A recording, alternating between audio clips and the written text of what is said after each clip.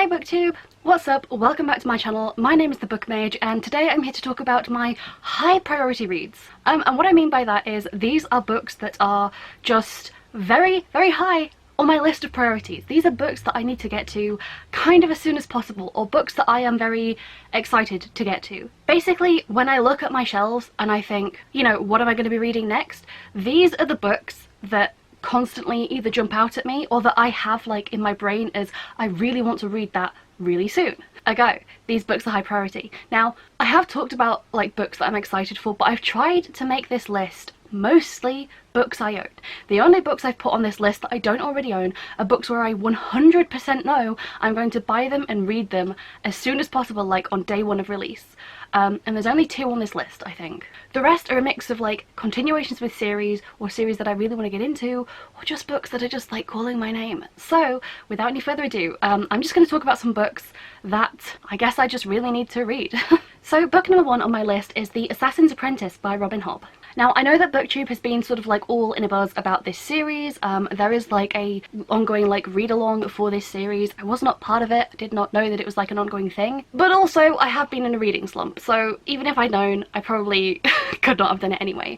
But yeah, this has been a series that I think the last time I spoke about it, I did mention that I've seen this on shelves in bookshops for probably going on like close to like 10 years. And it's always sort of interested me, but for whatever reason I just didn't pick it up. There was always either something else that I wanted to read, or I just wasn't in the mood to read.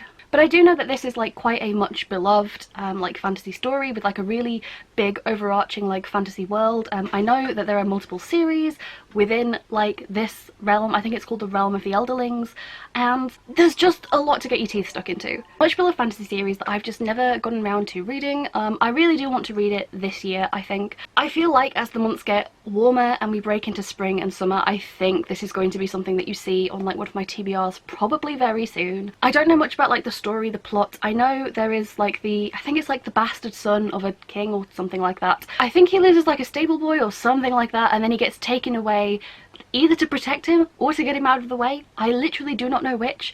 And I think he's sent to be the apprentice to an assassin. And that, it just sounds so nice.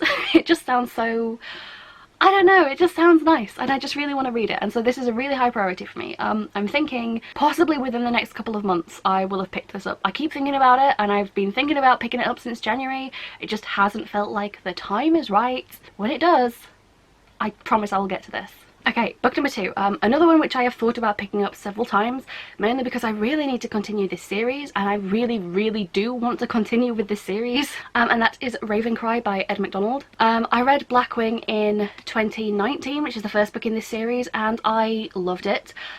It's so grimdark. It bleeds grimdark. It's like, it has like the gritty realism of grimdark, but because the world itself is so horrific, it's so much more over the top. I keep describing it as, if you've ever played like the Fallout games, imagine a sort of like industrial fantasy land, very military, with this horrible Fallout like wasteland, but like 1,000 times worse than like the wasteland in Fallout.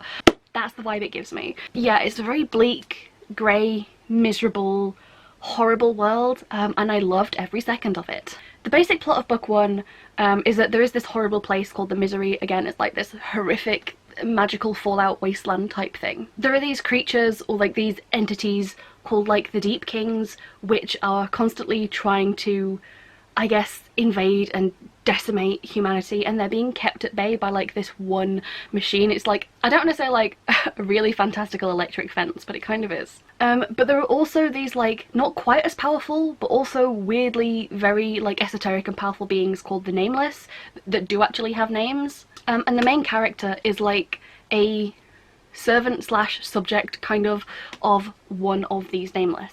And yeah, it's just like this last grim bastion of humanity hanging on at like the edge of their existence, and it's dark and very bloody and very bleak, and I loved it. I loved it so much. And I can't believe I haven't gotten back to it yet. It left off in such a way that I was like, it was just, there was so many questions opened up, and I want to know where they go. And I have both this and the sequel ready to go, and I really just need to figure out a time to get into it, because it's not that long, and I already know I love this series. So it is a high priority for me because I really need to get my shit together and finish this. Okay, speaking of shit I need to finish. Before They Are Hanged by Joe Abercrombie, the second book in the First Law universe, like the original First Law trilogy. Yeah, I really need to get on and finish this book. Yeah, I read book one, again, I think, was that 2019 as well? It seems so long ago now. And I loved that first book. It was fantastic. It was very different to a lot of other fantasy books I've read. And again, it's not one where I can really tell you the plot. All I can say is there are a lot of characters and they're characterized so well. They feel realistic, they feel unique. It's written in third person, but their worldview and their like way of thinking and speaking really colours the narrative, so it's almost like you're just like hearing their thoughts. It's so character driven.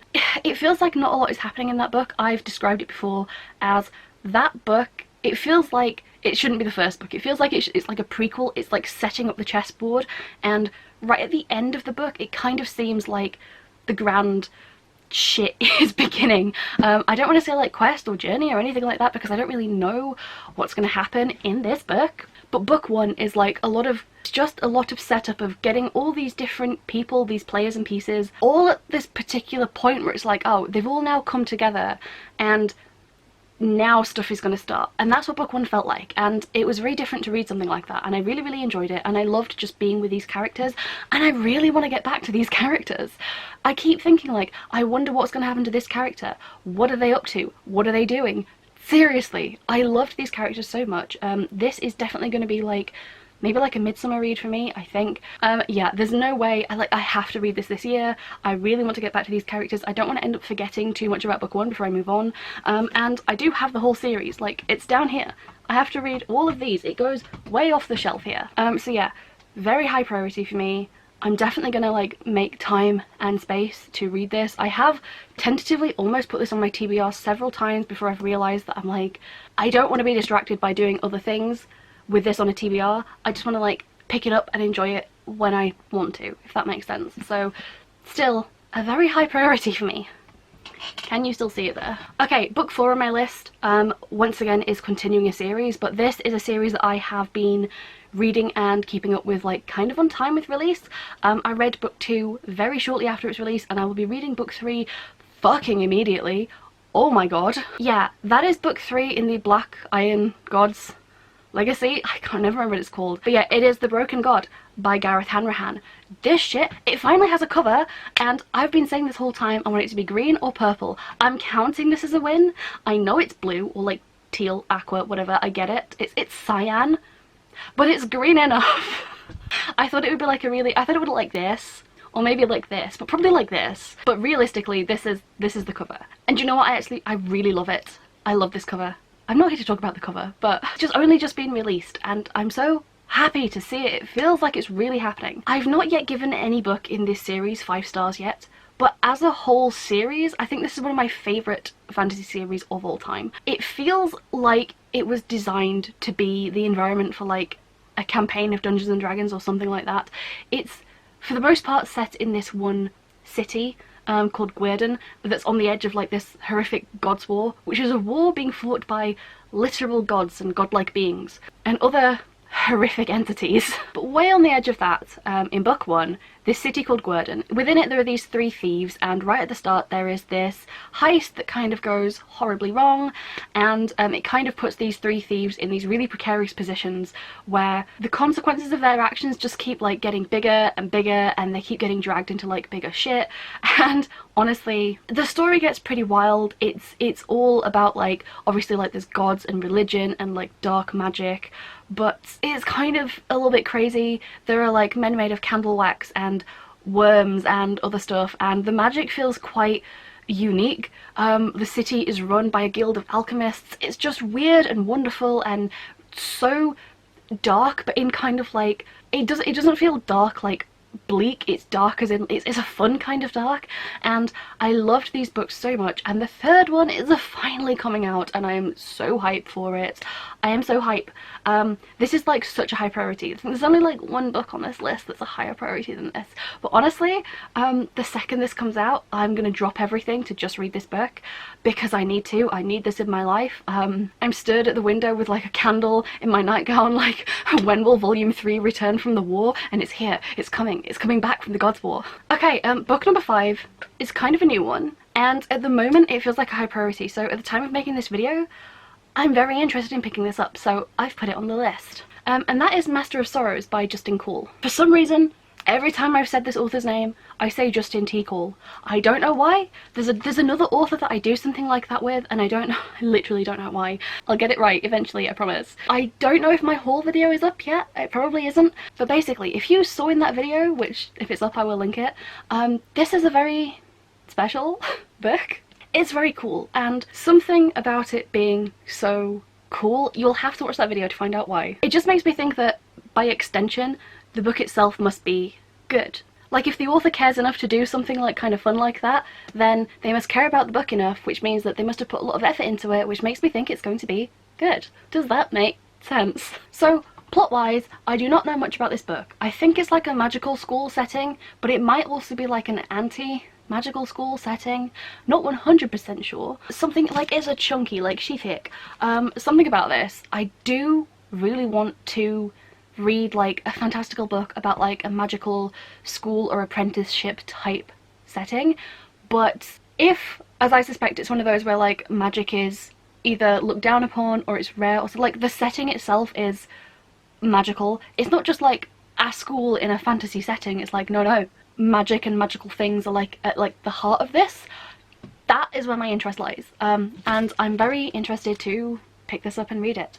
As I say, it's kind of calling my name at the moment, and again, as I said before, like the cover, spectacular. So it is just high on my priorities at the current moment, so I do really want to get to it soon. I think book 2 is coming out fairly soon as well, maybe like next month or the month after or something. And again, yeah, I do just want to get to this sooner rather than later, because I like to like ride like that hype wave, you know what I mean? Like, while I'm hyped for it, if I read it then, and that's when I'm going to have the best experience, so it's better for me to read it sooner rather than later, so I'm trying to make it a high priority. What are we on now? 6? Is this book 6? I have a lot of priorities. This is kind of a weird one for me to put on this list, but it is Dragonflight by Anne McCaffrey. The only reason it's weird for me to put this on this list is because I've had this copy of this book for I think over 20 years. Oh, this is actually like a really special copy of a book. My grandma bought this for me in a charity shop when I was very, very small. There was no physical chance of me being able to ever read this book at that age, because this is not a children's book. Ever since I was very tiny, I've loved dragons, and I think this was probably like £1 or something like that in a charity shop. Like, it was already secondhand when I got it, and it just had dragons on, and she probably just bought it to like keep a kid quiet by being like, here, have the book that has a picture of a dragon on it and I can read the word dragon here. So she bought me the book, and I remember being a very small child trying to read this, and there's some words on the first page. Oh, this was 80p. That's very cute. There was literally no way I would have been able to read this as a toddler, but for some reason, I don't know what it is, but recently I've just been kind of feeling like I do want to read this. Again, I've had it on my TBR for a long time, but I like dragons, and this is, it's fantasy, but it's also science fiction. It's like a pure science fantasy novel, and I really just want to read it. Anne McCaffrey is like one of the most prolific fantasy authors I think ever, and I think she was like the first woman to be nominated for or to win a Hugo Award or something like that. Like, I think she was kind of a pioneer in her genre for women, at least to my understanding. It's a book about fucking dragons. Oh my god, why have I not read it yet? I know I got put off as a kid. I've gone back and like read the first page a couple times over like the past several years to be like, yeah, no wonder I couldn't read this. But like, I never gave up. I kept it because tiny baby me knew that one day big me would want to read this, and tiny me was right. Current me does want to read this. So it seems weird to make it a high priority because I'm like, it's been 20 fucking years, mate. I think it's been 20. I could be stretching it a bit, but if it hasn't been 20, It's almost been 2 decades. It's been a long time. And so I kind of just want to make it a high priority. I keep thinking about it. I keep seeing it on my shelf and thinking like, I'm probably going to read that at some point. So this is like a late summer book for me. Books have feelings. I can't describe it. I need to read them at different times. But this one is giving me like this kind of like dragony book. I want to read this in the summer. I want to pick this up this year. It's a high priority for me. It's a book where I'm thinking like, this is high on my list. Like when it comes to thinking like, which book am I going to pick up next? This one, it keeps coming to mind. It keeps being high up there. So it must be a high priority. I'm making it a high priority. Well, this one will fit here. Not that you will see it though. Book number 7. You've heard me talk about it before. It is Godblind by Anna Stephens. I've said it before. I'll say it again. The cover of this book is just one of my favourite book covers of all time. I do not know much about this book, other than I think it's something to do with like fallen gods or the return of like powerful, vengeful gods. 1,000 times yes. So much yes. Yes. Yeah, I have the whole trilogy, and it's one of those where every time I look at this book I think, oh, I want to read you so much, and I really do. So yeah, I just want to put this on my list of high priority reads because it is a high priority. I keep trying to prioritize it and it's never been the right time, but maybe soon. Maybe soon will be the right time. Book number 8, another one, I've definitely spoken about this before. It is Red Seas Under Red Skies by Scott Lynch. This book, the first book in this series, was a 5-star read for me. It basically follows Locke and like his band of thieves as they try to pull off like the biggest heist they've ever thought about pulling off, while there's all this other crap going on in the background, and there are just like different threads and ties of like different bits of plot that all kind of like interlock and converge, and it's such like a wild chase of trying to keep up with the plot, and I loved it so much, and it ended in such a way that I was like, where are we going from here? And yeah, it's one of those where I'm very excited for this book. I think the 4th book, is it The Thorn of Emblane, comes out I think this year? I kind of like spacing them out a bit because I don't want to like binge them all and then have to wait literal years for the continuation of the series, but also I don't want to leave it long enough that I forget. I don't know, why would I deny myself what I think is going to be a 5-star book? I need to prioritize this. I really want to read it this year. It's a little bit thick, but honestly, if I enjoy this as much as I enjoyed like the last 2/3 of the first book, guaranteed 5 stars. I have high hopes for this one, and I think that's why I keep coming back to it and looking at it thinking like, I really need to get back to this at some point soon. So this is a high priority. Please do not take a shot every time I say high priority in this video because, I mean, unless you're me, you will be drunk. Okay, what are we on? Book number 9? I think, yeah, this one I put on the list kind of last minute. And kind of like Dragonflight, this one's like a bit of a weird one for me. But it is The Vampire Lestat by Anne Rice. I've said it before, Interview with the Vampire is one of my favourite books of all time, possibly my favourite book. I really just want to read this year. I'm just very interested in finally finishing all of Anne Rice's like original like vampire trilogy. Her newer stuff, maybe not. Like, I'm 1000% down to read about like the life of Lestat and how he comes to be like a cool like 80s vampire rock star. Hell yes. What I don't want to read about is Lestat not knowing how to work an iPhone. I see you, Anne Rice. And I just want to read it. And again, I think this is going to be like another good summer read for me. It's just, I really, really want to get to this. I haven't read it for the past couple of years that I've said I really need to. It's a high priority for me. I'm trying to make it and prioritize it, make it a high priority. Okay. And the last book I'm going to talk about, it won't surprise anyone. No, I don't have a copy yet. I fucking wish I had an arc of this book, oh my god. It is Empire of the Vampire by Jay Kristoff. This is literally the highest a book has ever been as a priority for me. I am so hyped for this book. This is like my most anticipated book ever, and therefore it is the highest priority. Like, of all of my book priorities, this one is the highest. The second this book releases, I think I've pre-ordered multiple copies, and I'm basically hoping that one of them gets to me on release day. Yeah, what can I say about this? All I know is that it's set in like a I think it's a fantasy world. This book is illustrated also, I didn't mention that. Every time I've talked about this book, I've forgotten to mention that it's illustrated. Set in a fantasy world, I think, where the sun has not risen for like many years. I think the sun has been like, think like the Skyrim Dawnguard plotline of blocking out the sun. That's what this is. It's the opposite of Nevernight, where it's always daytime. Here it's always nighttime. And therefore the world is, I think, ruled by vampires. And I think it's kind of like a retrospective story told by like the main character, who I think is like a half vampire slaying knight. I will drop everything real life wise, booktube wise, YouTube wise, like job wise. I'm probably gonna try and take like the day off work to start binge reading this, but I will also be reading it on every lunch break and every other like 5-minute break that I take during work if I don't finish it that same day. This book is gonna own me completely until I finish it. I am just very excited. Just let me be excited. Yes. These are like all the books that are the highest priority for me. It's not necessarily the books that I'm going to read next. It's not that I'm going to be like prioritizing these books in a way where it's like, right, I'm reading this, then this, then this, then these, like all in an order. It's more just like when it comes time to pick up a book, these are the ones that I'm going to be considering the most and thinking about. And I think like of all the books I have on my shelves, these are the ones that I'm like most wanting to get like ticked off this year. Even if I don't like read the whole series that are attached to like these books, because for some of them I might, like for Ravencry for example, I might read that back to back with Crowfall book 3. Same for Assassin's Apprentice, I might read book 1 and immediately go on to book 2 and then book 3. I don't know. I might split them up. I really don't know. But yeah, it's just to say that these are the books that, if you ask me like what books I definitely want to try and read this year, you know, the books that I'm thinking about more than other books, the books that I'm hyped for more than other books, it's these. Yeah, there are obviously some other new releases that I haven't put on here. Like I didn't put on Outlaw Empire because I'm really not sure when that's releasing yet and it doesn't have a cover.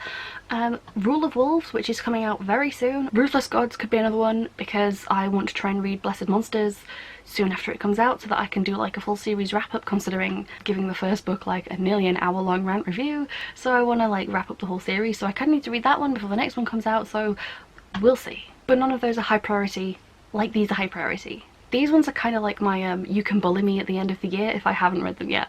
I think I will though. Not to set myself up, but like I think I will. Anyway, that said, it's time to go.